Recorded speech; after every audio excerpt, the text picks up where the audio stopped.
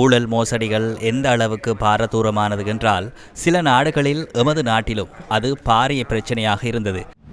Platina 100 electronic fuel injection தொழில்நுட்பத்துடன் AVP motor company private லிமிடெடிடமிருந்து. அண்மையில் இந்தியாவில் பரீட்சை தாள் மோசடி செய்து கல்வி அமைச்சர் பதவி விலக வேண்டிய நிலையும் ஏற்பட்டது. இளைஞர், யுவதிகள், மாணவர்களின் போராட்டம் காரணமாக இந்த நிலை ஏற்பட்டது. ஒரு நாட்டின் பரீட்சை முறைமைக்கும் ஊழல் மோசடிகள் நடந்த பின்னர் அந்த நாடுகளால் முன்னோக்கி பயணிக்க முடியாது. அமைச்சர் பதவி விலகியதை விடவும் இது பாரதூரமான விடயமாகும்.